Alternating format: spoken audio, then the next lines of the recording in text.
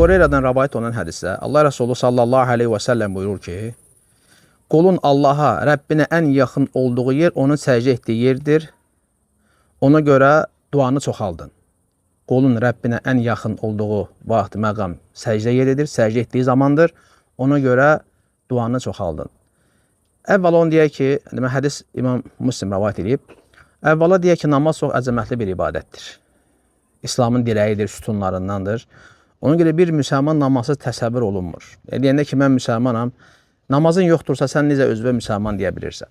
Çünki ən əzəmətli ibadətlərdən biri. Şəhadət kəlməsindən sonra ən əzəmətli sütundur, rükundur, üsullardandır. İslamın dayaqlarındandır. Yəni, namaz yoxdursa necə deyirsən, mən müsəlmanam, ağız dolu. Ona görə hər bir müsəlman gərək namaz qılsın, Allaha ibadət eləsin. Çünki ən əzəmətli ibadətdir. Həmçinin bax, namazda insan xuşulu olmalıdır, təvəzzökar olmalıdır. Çünki Rəbbinə doğru ibadət edir. Allaha ibadət edirsə, Allah da bəndəsindən nə xoş deyir. Hər bir ibadətdə təvəzzökarlığı, hər bir ibadətdə xuşulu olmağı sevir. Görürsən, hədisdə nə deyir? Deyir ki, qulun Rəbbinə ən yaxın olduğu yer, məqam nə vaxtdır? Onu səcdə etdiyi zaman. Nəyə görə bilirsiniz? Çünki səcdə etdiyi zaman alın və burun yerə dəyirmi? Bu nəyin əlamətidir? Zəlilliyin, təvəzzökarlığın əlaməti deyilmi? Bax, elə ona görə də duanın qəbul olmasına səbəbdir. Və deyir Allah Rəsulü, səcdədə duaları çoxaldın. Deməli, səcdədə dua etmək duanın qəbul olunması üçün səbəbdir. Çünki orada təvəzzökarlıq var, Allah qarşısında zəlillik var və insan da bu müstəcəb vaxtlardan, məqamlardan, zamanlardan gərək istifadə eləsin. Niyə? Hər birimizin Allaha ehtiyacımız var. Hər kəs möhtacdır Allaha. Bu həyatda nə addım atırsan at, sənin Allahın yardımı sənə olmasa, müvəffəqiyyəti olmasa, heç bir şey əldə eləyə bilmirsən. Həyatın hər bir anında elədir. İstər bu sənin ibadətlərindən bağlı olsun, istər sənin dünyavi işlərinlə bağlı olsun, Allahın hidayətinə ehtiyacın var, səni yönəltsin, səni müvəffəq eləsin. Və o müvəffəqiyyəti də əldə etmək üçün ən böyük səbəblərdən biri Allaha itaətdir. Onların təbii ki, başında namaz qılmaq durur. Gör, namaz qılmayan insanlar nə qədər şeylərdən məhrumdur, subhanallah. Allah'ın olsun. Namaz Allaha ən sevimli ibadətdir və qul da Allahı sevib ona itaat edərsə, gör nə qədər Allahın məhəbbətini qazanar. Sonra şikayət edirik ki, məsələn, həyatımız niyə çətindir, niyə xoşbəxt deyilik, niyə o qədər suallar gəlir ki, insan həyatı ilə var. Deyir ki, səbəblərdən biri Allahdan uzaq düşməkdir. İnsan Allahdan uzaq düşəcəksə, təbii ki, Allah onu başlı-başdan buraxacaq. Öz nəfsinə buraxacaq, öz problemləri ilə başlı-başdan buraxar. Yəni, niyə də elə olmasın ki, hər kəs deyir ki, Allah rəhəmlidir, mərhəmətlidir, niyə yardım eləməsin? Biz onu başa düşürük, təbii Allah rəhəmlidir. Rəhəmli olmasaydı, yer üzərində bir dənə kafir qalardı, qardaş.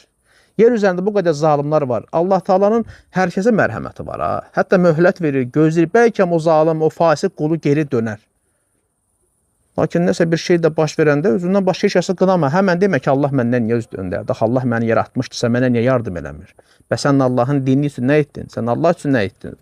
İnsan gərək sualı birinci özünə versin ki, yaxşı, sən əgər Allaha iman gətirdiyi deyirsənsə, sən Allah üçün nə təqdim eləmirsən? Allah üçün nədən keçmirsən? Ən böyük şey namaz görsə, namaz qılmır. Sonra deyir ki, problemlər və s. və ilaxır. Allahdan uzaq düşəndə Allah təbii ki, insanı o problemləri ilə də başlı-başına qoyacaq. Yenə buna baxmayaraq, Allah yenə mərhəmət göstərir. Kafirlərin, zalimlərin, fasiqlərin həyat tərzinə bax, necə yaşayırlar. Yenə Allah möhlət verir, hikmətindən də bilmirik niyə görə. Bəlkə əzabı daha şiddətli olsun deyə belə azğınlıq içərisində buraxıb və ya möhlət verir ki, canını alsan, bəla göndərsən, məhv olub gedəcək. Rəhmətindən bəlkə möhlət verir. Qardaş, indi Allah bilir hikmətini. Bunun əksi olan möminlər görsən, necə gözəl firavan həyat yaşayırlar. İman gətirmiş şəxs, inşallah qabaqda o haqda da oxuyub danışacağım, tələsdirmək istəmirəm. Hər bir halında Allahdan razıdır. Deməli, namaz böyük ibadətdir, əzəmətli ibadətdir və qulun da namazda Allah ən yaxın olduğu yer, onun səcdədə olduğu yerdir. Çünki zəlilliyin, təvazökarlığın yeridir, məqamıdır. Və belə olanda təbii ki, duaya da cavab inşallah gələcəkdir.